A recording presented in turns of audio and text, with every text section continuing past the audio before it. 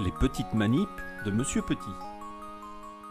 Comment mesurer le poids d'un objet à la surface de la Terre? Nous disposons d'une pomme, d'un marteau et d'un sac d'école, et nous souhaitons mesurer le poids de ces objets. Mais comment faire? Mais avant d'aller plus loin, revenons sur ce qu'est le poids d'un objet à la surface de la Terre. Comme vous le savez, notre planète la Terre est de forme sphérique. Des êtres humains la peuplent sur sa globalité, mais comment est-ce possible? Pourquoi certains ne tombent-ils pas? La réponse vient du fait que tout ce qui se trouve à la surface de notre planète la Terre est attiré vers le centre de notre planète. C'est cette force d'attraction que l'on nomme le poids. Ainsi donc, le poids est une force. Cette force s'exerce sur tous les objets se trouvant à la surface de notre planète la Terre.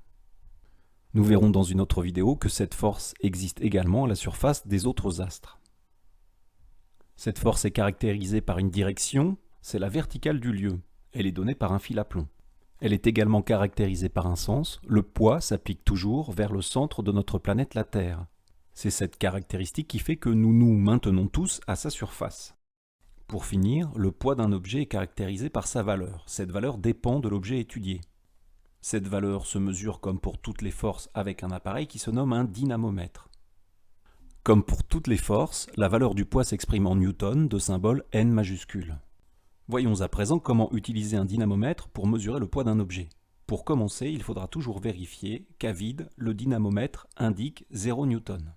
Si ce n'est pas le cas, il faut le remettre à 0. Utilisons ce dynamomètre pour mesurer la valeur du poids d'une pomme. Suspendons-la au dynamomètre. Du fait du poids qui s'exerce sur la pomme, le crochet du dynamomètre est tiré vers le centre de la Terre. En lisant le dynamomètre, on peut ainsi mesurer le poids de cette pomme. P égale 1 newton. Faisons de même avec le marteau. Sous l'effet du poids qui s'exerce sur le marteau, le crochet du dynamomètre descend. On peut alors lire que ce marteau, à la surface de notre planète la Terre, a un poids égal à 4 newtons. Tentons de mesurer à présent le poids de notre sac à dos. À nouveau, sous l'effet du poids qui s'exerce sur le sac, le crochet du dynamomètre descend. Observons la valeur indiquée. Le curseur a atteint le maximum. Il n'est donc pas possible de faire la mesure. La valeur du poids du sac à la surface de la Terre est supérieure à 10 newtons. Attention, le dynamomètre risque d'être endommagé. Il existe différents dynamomètres qui permettent différentes gammes de mesures avec plus ou moins de précision. Il existe également des dynamomètres de forme circulaire. À vous de choisir le dynamomètre le mieux adapté aux mesures que vous souhaitez réaliser. En résumé, il faut retenir que pour mesurer le poids P d'un objet à la surface de la Terre, il faut le suspendre à un dynamomètre. En lisant le dynamomètre, on peut alors connaître la valeur du poids de cet objet suspendu. Ici, cette tasse à café a un poids égal à 3 newtons.